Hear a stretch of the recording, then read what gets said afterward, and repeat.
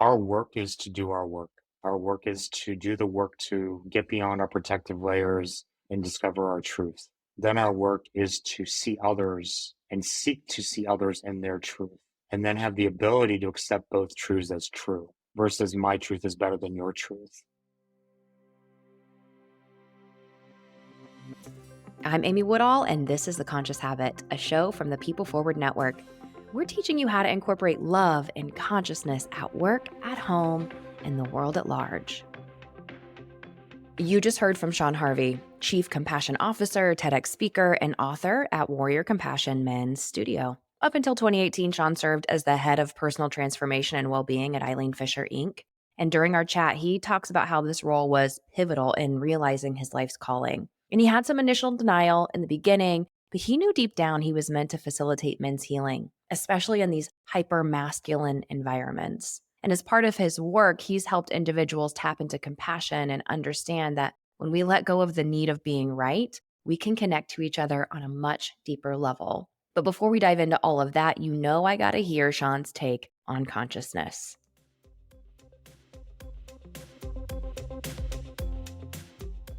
Conscious Habit listeners, this one's for the dudes. Y'all know that I do a lot of work with women, and I include the men too, but our guest today has a focus on helping men become more compassionate and more loving beings. And so I hope that you hang around with as much curiosity as I am bringing to this conversation. And I'm so thrilled to have Sean here today to talk to us about his work, his book, and his journey. Sean, welcome to the Conscious Habit podcast. Thank you for having me. It's great to be here. So Sean, you've heard a couple of the episodes. I preface like, hey, there's this question that I ask everybody when they come on. I've never heard the same answer twice. And so I'm super curious. It's called the Conscious Habit for a reason. What does consciousness mean to you? The first word that comes to mind is grounded. I've been training facilitators and change agents for about 25 years. And one of the things I always say is forget the words, forget the script. Your audience is with you within the first 30 seconds based on the energy that you bring in the space. And the only way to do that is to be able to really create invitation for people to come into your space, to feel safe in your space, and to feel free to bring their truth. And so I think when we come from a place of consciousness, we are doing the inner work to ground ourselves to create that inner alignment that creates invitation for others. Good. It's consciousness that equals presence, grounding, connection to body and self. And I'm excited to dive in more, especially with the work that you do in the world. So can you tell our listeners a little bit about the work that you do? And then I'd love to figure out, where did you find this? Because I know there's a journey you've been on that it has inspired your work. I would say I bring compassion and compassionate masculinity into hyper-masculine systems and cultures. And so that be that police, military, defense, government, finance, tech, really bringing this idea of how do we create cultures of compassion and how do we support men in being more compassionate and, as you said, more loving beings to be able to really support the bigger changes and shifts that society needs. I would say my work with men, it's really witnessing and supporting and being with men in their suffering and in their suffering in silence. So as I talk about compassion, the first place we have to start is our own level of self-compassion.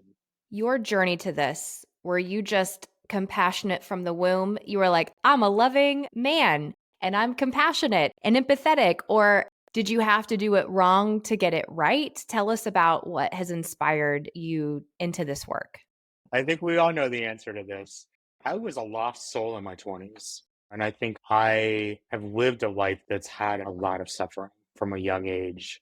And I think it's often those of us who have life journeys that have a great deal of suffering, who, as we do the work, have some of the greatest levels of compassion that we can offer. And I think part of our responsibility is sharing our story to be able to model and give permission for others to look at their stories and to find compassion for themselves. As a kid, I was an effeminate boy. People couldn't tell if I was a boy or a girl. And so I think I'd been playing with the masculine, feminine from a very young age. I came out at 16 to my mom as a gay man and started a gay and lesbian youth group for the city of Dayton, Ohio when I was 16. That experience has been a cornerstone, not for what I did, but for the commitment to service. And so no matter where I've been on the path, when I would reflect on that experience, it would take me back to my core authentic truth was I am here to be of service. Having been an effeminate boy, my 20s were pretty much living into the most hyper masculine version of myself that I could to counteract and thinking that's the solution to all my problems. I will have the money, I will have the relationships, I will have everything that I want. So I played the game. It led me to a career on Wall Street, and I was miserable in the process. It was empty. I had worked my way up and became a vice president of a consulting division for a consulting firm in New York. And on my 40th birthday, I gave it all up and walked into my CEO's office and said, I've lost my heart and my soul on the job, and I quit. And within 2 weeks, this opportunity of this fashion company, people may have heard of Eileen Fisher, opened up. It was pretty much everything I had learned as a consultant and as a professor about organizations was turned on its head. And so Eileen Fisher is a socially conscious fashion company. It's built on feminine leadership, feminine energy as part of its business model. Just to give you an example, we would meditate at the beginning of every meeting. We would sit in circle, and every voice, no matter where you were in the hierarchy, had a place to be able to share your opinion. And what was emphasized was simplicity and creativity. And so I saw there was a new model for how organizations could look. I tell this everywhere I go. So I had been through an 8-month interview process to get the job. And on my first day, about 80 people had applied for the job. I was selected. And on my first day, my two bosses sat me down over lunch and said, Sean, we just want to acknowledge you have proven yourself in the interview process. We now want you to stop proving yourself and start learning who you actually are. When you interviewed with us, you showed us your heart and you showed us your polish. We hired you for your heart and we want to see less of your polish. And I think that was the portal for the entire trajectory of my life to change. 3 weeks later, I was at Eileen's house for a retreat in her living room, 2.5 hours into the day of a 2-day retreat. I found myself doing interpretive dance to a poem about a bumblebee finding her nectar while drums were beating in the background and the poem was being read in spoken word. And after I did my performance with my team, my boss comes up to me laughing and said, you know, you're in a different world now, right? And that pretty much kicked off. And how I got to the work with men, I was sent to an artist commune by the company for 5 months in Canada to learn how to incorporate the arts into creative facilitation. And on that first weekend, we did a visualization exercise on that Sunday morning. And I got the message that I had been uniquely designed to work with men. Every choice that I had made was preparing me for this step. And I named it in the space. And then that's when the work with men started. At the company, I started talking to men at Eileen Fisher, and I would ask, I feel like I'm changing in the culture. Are you noticing it? And they would usually say something like, my wife said, I'm more patient, or I listen differently. I stopped needing to be right all the time, and I started to be more curious. I started to have more access to my emotional capacity. I started to have a different relationship with creativity. I started solving problems differently. And finally, I think the most important, they would say, and I feel more comfortable in my own skin in a way I never have. There is something here that the 200 men at this company are experiencing that other men need to experience. Also at the company, we had Akashic Records readers, we had medical intuitives, we had astrologers, we had acupuncturists, we had massage therapists, all to support our well-being. And I actually co-authored an article called Nurturing the Soul of the Company at Eileen Fisher, which was written for the Journal of Management, Spirituality, and Religion. I was being moved on a path. My second master's was also in existential psychotherapy. I've been on the path for a very long time, but it was at Eileen Fisher where it just came to fruition. And that led me to seminary to become an interfaith minister because I knew, one, I had come to Eileen Fisher because I never wanted to work with men again. Coming to Eileen Fisher and the universe started laughing and said, no, you're totally going to work with men. And so I knew it was a spiritual path. And I'm a systems thinker. I'm an organization development practitioner by training. If we were going to create real societal systems change from a place reimagining systems that are crumbling from a place of deeper consciousness, that working backwards where work needs to be done are men in power coming from a place of wounding while they're holding on to power. And what happens in the world as more of these men heal their personal transformation work? What can that create? Life is wild, isn't it? And I'm sure you look back and you're like, how did it all perfectly align in a way I could have never planned, never known about? I love hearing that you had made this decision. And listeners, how many times have you been damn sure that it's not going to happen and the universe laughs in your face? because you felt like, I just want to be free to be me. And so I'm tired of pretending in this hyper masculine space. And so I need feminine only. Did you feel like you needed to make the jump from one extreme to the next? I didn't really know much anything about Eileen Fisher when I started, but I had an inner knowing that I had to be there. And I think for me, whenever I have chased the money or the status or the title, I usually fall on my face within 6 months. But when I listen in the silence, I usually get the answers. And when I get the answers, there's an unequivocal knowing. And this was one of those cases. Seminary was another one of those examples. Those are the moments when I realize I'm following my soul's path. I just had a chance to do an interview with my friend Andrea Butcher, and she said it's that small, still voice within. You knew that early on, but maybe you didn't know that's what it was. But when you've listened to that, it's led you exactly where you need to be. It's a difference of push versus pull. Where am I being pulled to versus what am I trying to force there? Here's what I'm curious about. What was that shift into these hyper masculine spaces like military, like police? Were they ready or did it take some convincing? What was that path like to do this work in this space in particular? I think we have to look at where we are in this time. Police were often a role that people revered, and now it's a role where many hate the police, or there's a visceral hatred.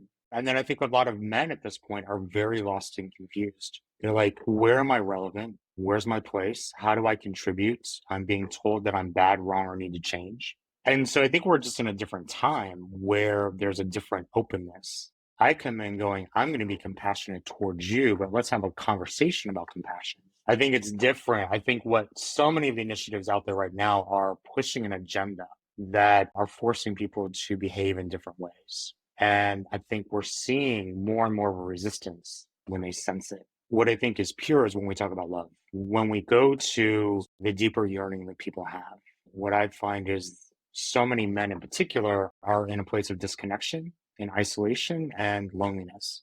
We're seeing the Surgeon General talk about our epidemic of loneliness. We're seeing that in so many places. And what I see are many men who are suffering in silence and don't have outlets to be able to connect and often operate from a place of terminal uniqueness where they think from a combination of, I got this problem, but I'm not going to burden others. And no one else is really experiencing this. It's just my burden to bear. And they just suck it up and keep going. When men come together and start sharing their burdens, they realize I'm not the only one. And so the only agenda is love. The only agenda is an invitation to heal. And it's not where I've seen in other places, I have the way. And what I would say is, no, I just have the questions for you to discover your own truth, for you to find your authenticity, for you to come into what you are yearning for, which is deeper connection to self, deeper connection to others, and deeper connection to spirit or the divine or something that gives you meaning beyond your own ego. Can you share with us some examples of before and after? What I see out in the world is that we have branded that emotions are for women only or emotions make you weak, and that anger isn't an emotion, which is so fascinating to me. Somehow we've seen that anger is less emotional than crying or something. It's really interesting.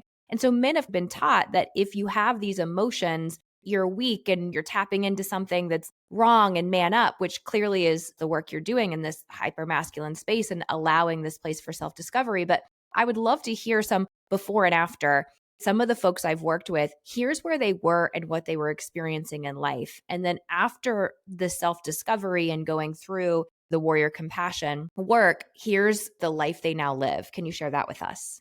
Yeah, I think the points of entry are often around relationship or breakup or divorce, around career, less satisfying, or trying to find what's going to give them meaning, finding a sense of purpose after they've been disillusioned, or operating from this place of loneliness and disconnection. And what I find is one of the biggest shifts are when we start looking at limiting beliefs, when we start looking at anger. What I am curious about is the anger with which you hold those views and the rightness versus that curiosity around those views. How is that preventing us from having a conversation when it gets in the way? What I find in this work is there's often a softening of how we hold those views, where again, it's that movement from the need to be right to the movement to be curious. And what I've seen is men coming into warrior compassion, moving from this is how I see the world to there are many ways to see the world. I want to go back to one point you said, though, around the weakness. And so, what I did in my book is I talk about it in one of my chapters, Deepening Spiritual Understanding. And what I do is I define compassion from 8 different faith traditions. Compassion is a core element of faith, from Christianity to Judaism to Islam to Sufism to Buddhism to Hinduism to shamanic practice and integral spirituality. And what are the universal truths? What's universal about compassion across these faith traditions? How is love the cornerstone or the foundation for compassion? To challenge the argument that to be compassionate is to be weak is grounded in spiritual practice and tradition across pretty much all faiths. We can challenge that. When I talk to my atheist friends, my agnostic friends, and my secular humanist friends, I often say, let's just talk about the core beliefs that you have, that you know there's something bigger than you. That's the place for us to have a conversation around either spirituality or just your level of deeper consciousness and your deeper connection to something bigger that transcends your own ego. And so I think what's missing in a lot of the work is the explicit connection to spiritual understanding and explicit conversations around being soul driven and soul conscious. What I would argue is many men out there are struggling from a place of spiritual crisis. And from that perspective, compassion is curiosity, not from a spiritual woo woo place, but a practical spirituality place to really just say, I have questions. And so I often say, I create the space for the philosophical, existential, or spiritual awakening discussions that men are hungry for. It's such a human thing. I get a chance to do work with women on retreats. I'm a working mom entrepreneur, and I've spent a lot of my life trying to figure out who the world needed me to be. And at some point in time, you're like devoid of all of these things and expectations. And I think men have that too. There's just been this ideation that they're not allowed to see it or feel it or experience it or talk about it. And so, what a gift to give men the space to come together. Because what we've seen when we put women together is walls can come down faster because compassion exists so implicitly. What I'd love to hear next is for our listeners and the men who are on who are like, yeah, I feel like I am a little lost or I am struggling. What is a step that they could take? What is one exercise or contemplation or something they could do to tap into that compassion and connection to spirit within? We are so right there. Because as you were talking, I was thinking my next thought met your question. For folks who aren't ready for the spiritual conversation, I have 4 existential questions I always ask. So I call it the inquiry. And those questions are, who am I? Why am I here? What am I here to do? And how do I love? Everything else can come from those 4 questions because it really does ask us to come into a deeper reflection of ourselves. What I would say for an exercise is first, you can go solo or you can do it in the community you feel safe to be able to just be you, to explore. Second is to connect to nature. I think so often we do men's work in rooms outside of the weekend. Sometimes feels unfulfilling when you can find so much truth just connecting in community and connecting in nature. The third piece of that then is to give yourself permission to let go of the mask and let go of the seriousness. Be a little silly, be a little playful, which often as adult men, we often forget or we don't feel we have permission. And then I would say the last piece of that as you're exploring these questions is surrender into the unknown and let the need for control and permission to let go. And how you start to allow yourself to let go, to both play, to explore, and to see possibilities that aren't as apparent when you're holding on to a rigid idea of who you are supposed to be or how you're supposed to show up, and then play with those questions. I love the concept that you're sharing. There's a lot of surrendering. By the way, folks, the name of the book is Warrior Compassion: Unleashing the Healing Power of Men. What is the ripple effect of healing that you see for people, both in their personal lives and also in their professional lives? Because I'm a believer that spiritual development, personal development, professional development, that is all one in the same. They are not separate things. So, what's the ripple effect of healing? So I'll say this, Eileen, in her wisdom, said, let's focus on the person first, and then the professional development will come later. They will be a better employee or a better leader when they do their inner work. The work for me, let's bring it to the entire company. And so then I, in that process, became the head of personal transformation and well-being for Eileen Fisher. My book, while geared towards men, everyone who reads it will find kernels in it. I get asked, so Sean, why a book for men? And my answer is because we don't have as many of those books as are available to women. I think what holds men back are three things. One, knowing that something's available. Two, the stigma around doing this type of work. And then three, access, and that there's much more available for women than there is for men. And at the same time, women will tend to gravitate to this work more than men. And so being able to create something that is accessible to all men across the political spectrum, across race, across sexuality, across religion, any man who is just questioning or pondering can find themselves in the book. And so to your point, what ripple effect can it have? One, you create a different relationship with yourself. When you're operating from a place of anxiety or performance versus being authentic and being comfortable in your own skin, you just see and experience and show up in the world in a different way. What that then does in your relationships is it probably allows you to be more curious, to be able to really understand the needs of your partner. Then what it does is in the organization, probably gives you a different sensitivity to the unique needs of the people that you're leading, and to also see the ways your policies are inclusive and are more humane versus the objective of just achieving numbers, financials, or results. You're thinking more about the how as opposed to just the what. And you're able to be more comfortable in the process of it all and have more patience for that process. And then finally, the more of us that are doing our work, the way I explain spiritual understanding is our work is to do our work. Our work is to do the work to get beyond our protective layers and discover our truth. Then our work is to see others and seek to see others in their truth, and then have the ability to accept both truths as true versus my truth is better than your truth. And when I can accept and be in the complexity, the tension of that complexity, I can see the nuance in you and know that you don't fit into this bucket or that bucket, but that you are a human with a complex makeup. And I can see my own complexity and honor that. I think that's when we're going to be able to start building bridges that are compassionate. They're going to be able to start transforming the world. You unloaded a lot there. It's such a good reminder for any of us that when we feel as though we need someone else to be wrong so we can be right, that is an opportunity for healing within because we expect more from the world around us when we've not done the inner work. And so I love the question that you have people ask themselves, like, where does the anger come from? And for you asking the person you're dating, hey, where does the anger come from around these issues? Because we can care deeply and also hear and save space for other people. But we cannot do that if we're operating from an unhealed place. I'm curious what you think of the language, and I don't know if you use it, but when you hear the phrase toxic masculinity, what comes to mind for you? Do you buy into that? I've heard you use hypermasculine. Do you buy into the toxicity of it? I'm curious from like a leadership perspective. If we have somebody who is a leader and they fall into that hyper masculine or toxic masculinity, what is the environment that's created versus the healing environment? So I never use the word toxic masculinity. I'll acknowledge that it's out there, that people use it. It's not a term that I will use. Masculinity is a construct. How we are in relationship to it is the question.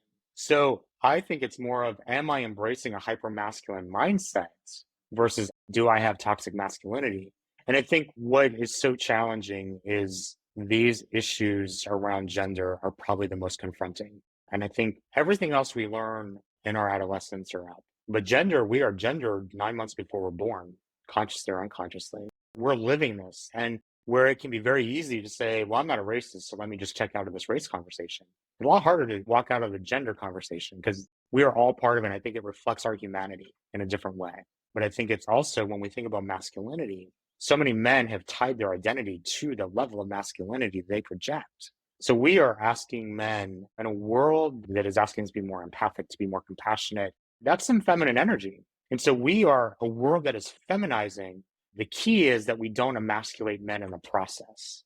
A buddy of mine said back in the day when I first started this work, he's like, there's one rule, Sean, never sound like a gender studies professor when you do this work. It'll turn men off right away. And I always am conscious of what's going to turn men off versus what's going to invite them in. And I think so much of what's been out there up to this point is turning men off versus talking about what's real for men. What's the unspoken that we just don't feel we're allowed to talk about? To your point about leaders who are holding hypermasculine mindsets, my guess is the biggest thing that's at play right there is fear of losing the identity they've held for most, if not their entire life, fear of being emasculated and all that comes from perceptions of the feminine or femininity. And I think a fear of Pandora's box, what will become unloaded if I start to tap into the emotions I've been suppressing for all of my life. At its core, it's fear. So, what men need most is to be held from a place of love, not to exasperate their fears. We're getting over our own shit that whatever we have in our turmoil around what it means to be a man or masculinity, we create the inner alignment for ourselves so we can hold men no matter where they are on the continuum. And so, someone will ask me if I'm working with a white nationalist, and they'll ask me, so Sean, how as a gay man can you work with that white nationalist? What I say is, what I can still see in these men is I can see their humanity, and I will love them in their humanity.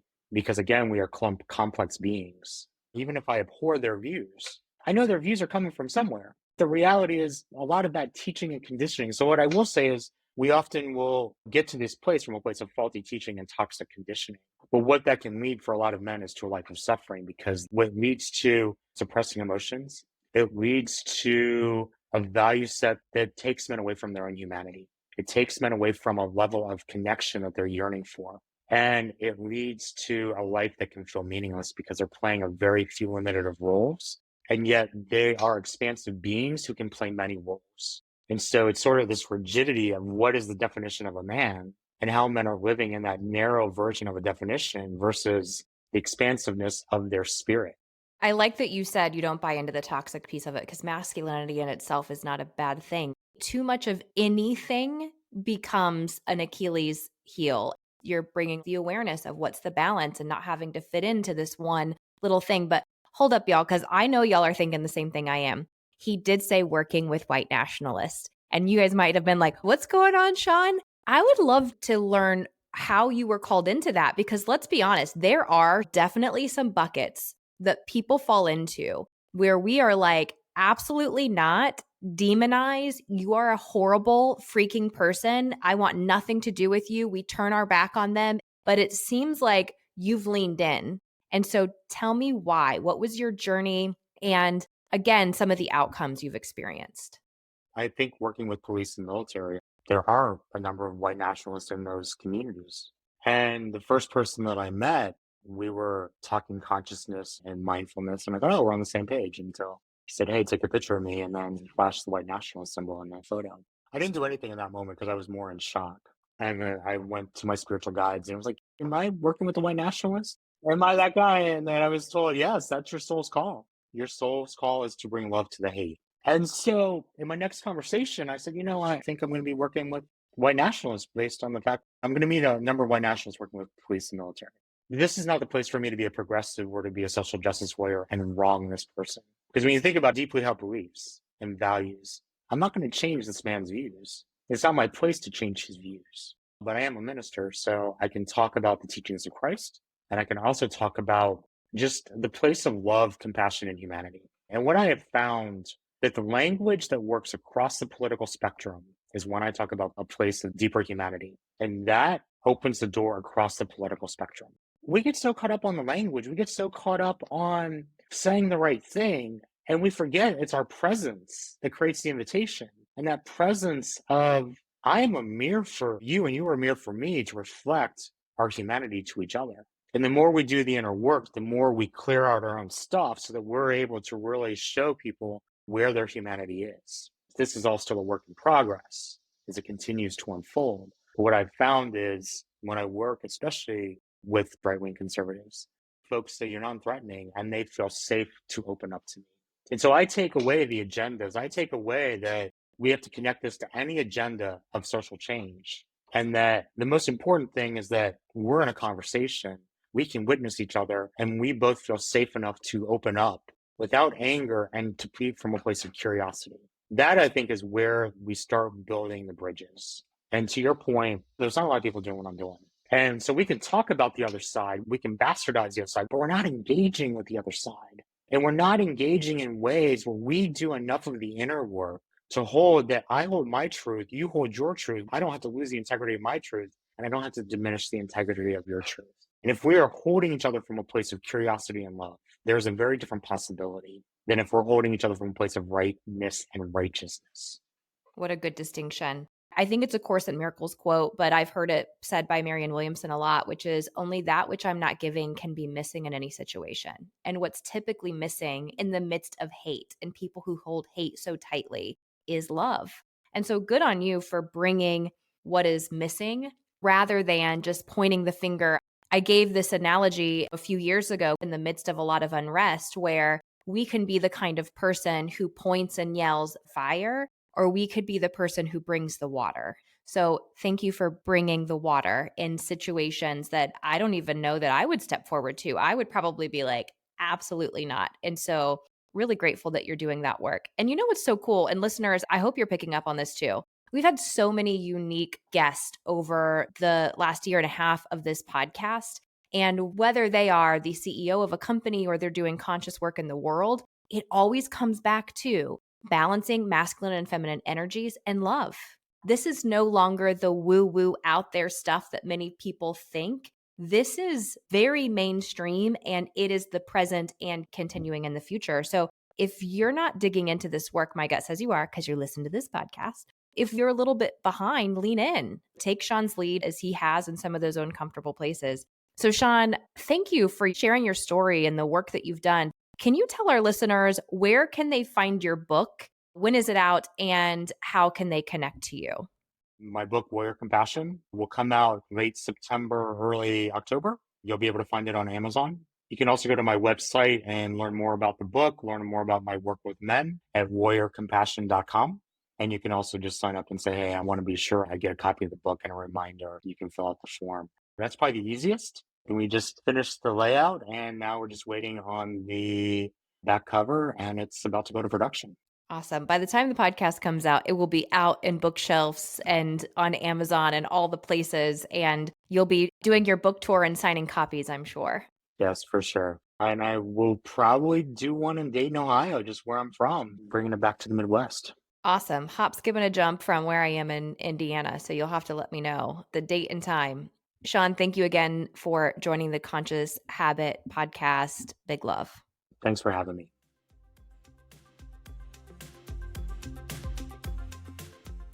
Before we wrap up today's episode, here are my 3 takeaways from Sean and how we can incorporate them into our lives. Number 1, healing creates ripple effects of positive change. I really hope, listeners, that you'll go check out Sean's book and buy it for the men that you love in your life or for yourself, because I believe that there's been this stigma, as Sean and I talked about, that men aren't allowed to feel, that somehow it makes them or has made them weak. But just like we spoke about with Emily Fletcher when she joined the podcast in May, healing has a ripple effect for ourselves, the people around us, and generations to come. And we are worth the work that we put in. Number 2, across all spectrums, what resonates the most is love. I talk about love all the time. In fact, one of my life mottos is love. I put that on everything because at the core of all the goodness we want to feel, joy, fulfillment, satisfaction, happiness, love is at the center. And when we're in a place that we're out of alignment with that, it's usually what's missing. What a great way to challenge ourselves today. How can I bring more love into my day, into the room, into each and every interaction? Number 3, give yourself permission to play and explore. That's exactly what Sean did to get to where he is and to do this work in the world. And you could be aligned with work that you absolutely love. But when we allow ourselves to move into that space of creativity, of playing and exploring, we learn something new about ourselves and the world around us. It allows us to stay in that growth and curiosity mindset, and only good can come from there. Thanks for listening to Conscious Habit, a show from the People Forward Network. If you have questions for me or our guest, or you're looking for more ways to just live or lead more consciously, head over to Facebook. We have a Conscious Habit community there. Let's keep this conversation going. Until next time, do the world a favor and go love yourself.